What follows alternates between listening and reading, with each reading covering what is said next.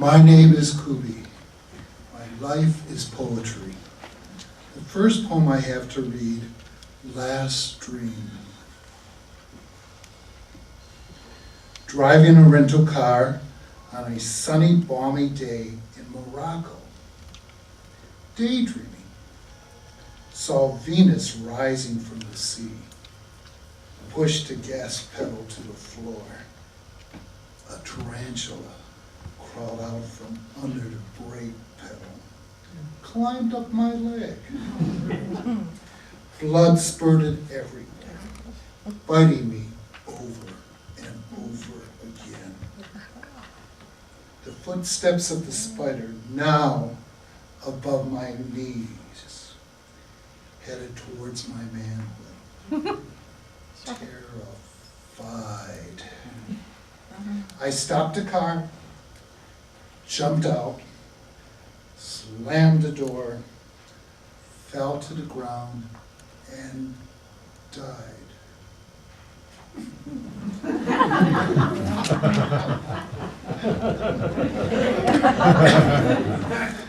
My second poem I have for you. The gift of second chances. Many of you I know have experienced abandonment, betrayal, shame, and fear. So I'm not alone, am I?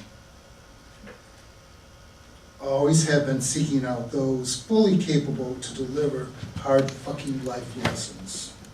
Yet, what I really desire is to be loved, along with joy, loyalty, and support.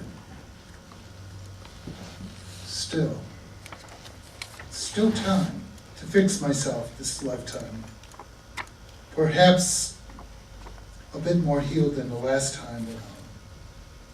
So I turn to the east, the west, the south, and the north. Pray out loud, just maybe, something will save me.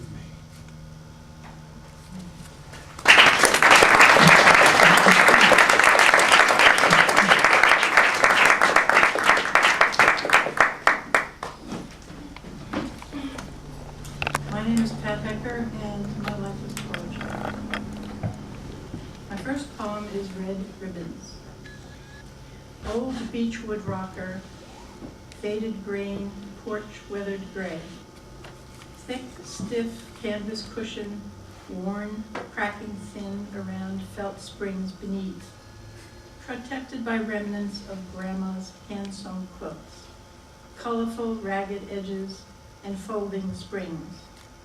I gently rock with memories of Grandma. I consider the apple in my hand. I consider the discolored, bone-handled paring knife, smooth, blade-thinned, edges nicked from generations' use. The rocker's wide, sturdy arm gently holds my bowl of apples. Old metal pan secured in my lap. I begin paring the apple carefully, shaping, hoping, wishing for one long, continuous peel, length of the entire apple. One finely ruffled curve of red skin.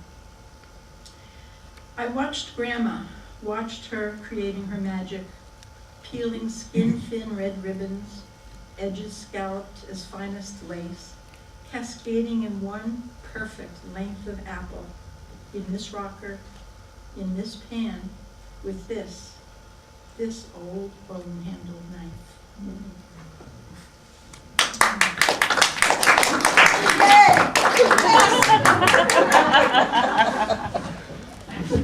My second poem is called Book.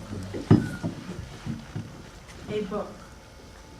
So unquestioned, taken for granted, truth, the Bible. The massive book lay flat, skin-thin pages, long used transparent. Vivid colors separated from the intricate gold scrolls along worn edges. Ribbon markers extruding from its depth like multicolored strings of saliva drooling from a dying clown's mouth. So delicate, so frail, so powerful, this rotting edition of antique pulp fiction.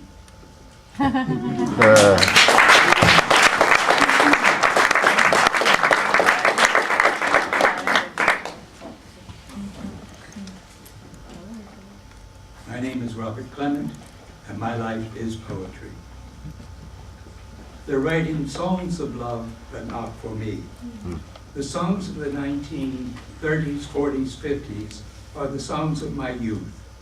Songs of love for growing up, sadness, tenderness, and joy. This song was a part of feeling joy in youth. The kind of song that would be the one sung by a singer-pianist in a piano bar. Piano bar music was so joy-fulfilling for a boy in a small town.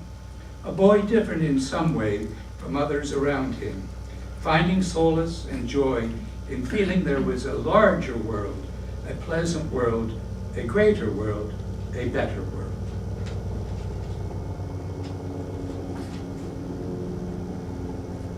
The person who isn't. It's late in life now. No more affairs and flirtation. What was it all about? Life flowed along. It was okay. It was good. Then in early middle age, the love of a life, unexpected, perhaps a little longed for. There you were for 44 years of life. Good, bad, ups and downs, just living life with you. The central presence, so good to be with. Good to be a central part of your care, with many things that you did and that we did. And now the years are gone by, missing you. Settled but upset, that love long gone, yet alive still. Saying it was all good, and now longing for a glimpse of it in the new, ongoing world. But the memory of your world helps with the going on.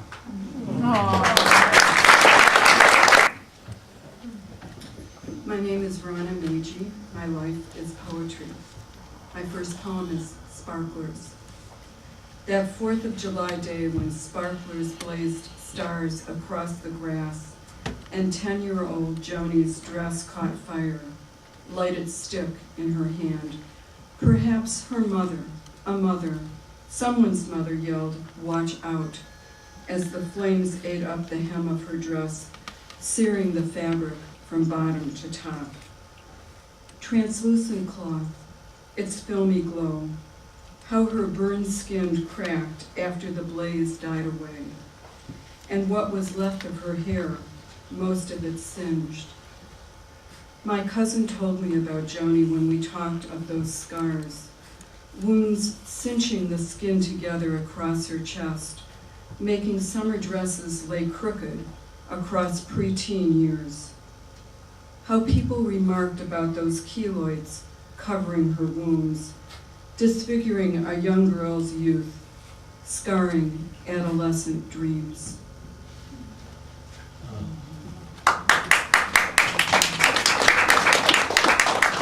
My second poem is called Moments. There is the time it takes to live my life, those days whose quiet moments stretch long, longer than the bubblegum of childhood as it pops pink along the tongue. Those long summer days whose smells of moist green grass squish damp underfoot. There are the words created in the fragments of time when I pick up the pen and begin to write. And those stories that shape themselves as the moments of life flow back like water over a crooked stream.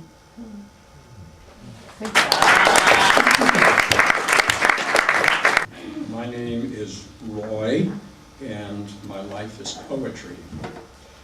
My first poem is called Peter. Pursuing Pretty Peter was my favorite subject. I studied him.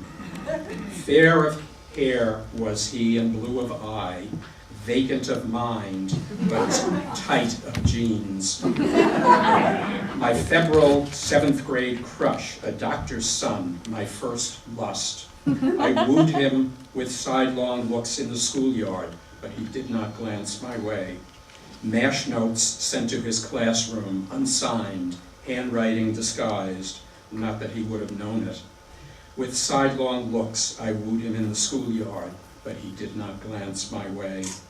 Vibes had not yet been invented, so he did not glance my way. Escalation to anonymous phone calls, handkerchief over receiver, voice raised to its highest octave like some B film noir or fifth-rate TV show. With sidelong glances, I wooed him in the schoolyard, but he did not look my way. Escalation to following him home with Hardy Boy's skill, or was it Nancy Drew? Luckily, stalking had not yet been invented. With sidelong looks, I wooed him in the schoolyard, but he did not glance my way. MASH notes, telephone calls, following him home, none won fair Peter. First lust, like first love, never forgotten, the lust that dared not speak its name. Shall I face him on Facebook, invade his space on MySpace, link up with him at LinkedIn? Shall I email him, or tweet him, or Skype him, or simply show up on his doorstep? Yeah. Although I do not know where in the world that is. Does he yet live upon this earth? Though he never knew me, has he ever forgotten me? Is he still 13 while I have grown old? Shall I console myself imagining his fat, nagging wife who no longer loves him and greedy offspring who visit only once a year? Oh, pretty Peter, the doctor's son, come back to the schoolyard where I am waiting, and with sidelong glances, I will woo you.